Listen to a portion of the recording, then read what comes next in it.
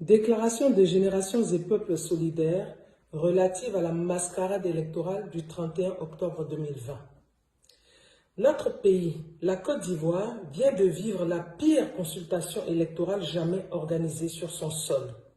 Les Ivoiriens, dans leur immense majorité, n'ont pas adhéré au projet électoral inconstitutionnel de M. Ouattara. Les populations mobilisées partout sur le territoire national ont vaillamment empêché le déroulement du scrutin ou se sont abstenus d'y prendre part. Le taux de participation de cette farce électorale, selon les experts nationaux, n'a guère excédé 6%. En revanche, l'opinion publique nationale et internationale a été témoin de la brutalité exercée par les miliciens armés de M. Alassane Ouattara à l'encontre des manifestants. Cette violence abondamment documentée et relayée par tous les médias a occasionné de nombreux morts et des blessés graves dans les rangs de l'opposition, dont pour certains, le pronostic vital reste engagé. La Côte d'Ivoire, par le fait exclusif de M. Alassane Ouattara, se trouve plongée dans un état de quasi-guerre intérieure qui laisse apparaître les prémices d'un affrontement intercommunautaire et la déchirure durable du tissu social. Si rien n'est fait pour stopper cette dérive, notre pays risque de revivre les tourments d'un passé pas si lointain. M. Alassane Ouattara, président sortant, apparaît indéniablement comme le facteur d'instabilité et l'élément déstabilisateur de la Côte d'Ivoire.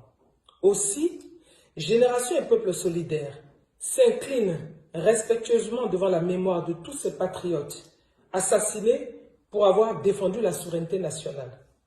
Exprime sa compassion aux blessés, victimes de la barbarie des milices de M. Ouattara, félicite chacune et chacun de nos compatriotes pour leur engagement et leur détermination sans lesquels le mot d'ordre de désobéissance civile n'aurait pu connaître un tel succès. Tirant toutes les conséquences du fait que M. Alassane Ouattara a trahi son serment de défendre la Constitution, a causé la mort de plusieurs Ivoiriens par ses milices, a été désavoué de façon cinglante par 94% de la population électorale, Générations et Peuples solidaires, dès à présent, ne reconnaît plus M. Alassane Ouattara comme président de la République de Côte d'Ivoire. Appelle le peuple de Côte d'Ivoire à œuvrer à son départ du palais présidentiel.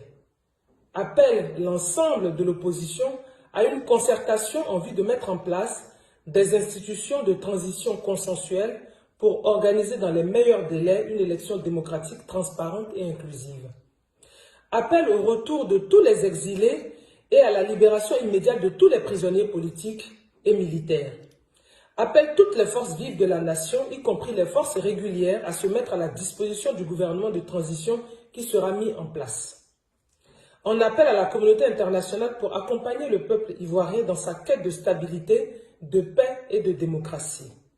Tient particulièrement M. Moussa Faki, complice des tueries qui ont eu lieu en Côte d'Ivoire, et demande au président de l'Union africaine de prendre à son encontre toutes les mesures appropriées.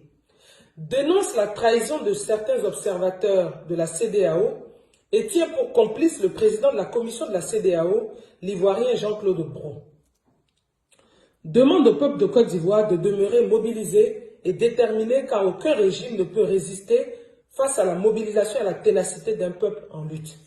Fait à Paris le 31 octobre 2020 pour Génération et Peuple solidaires, Maître Afoussiata Bamba Lamine.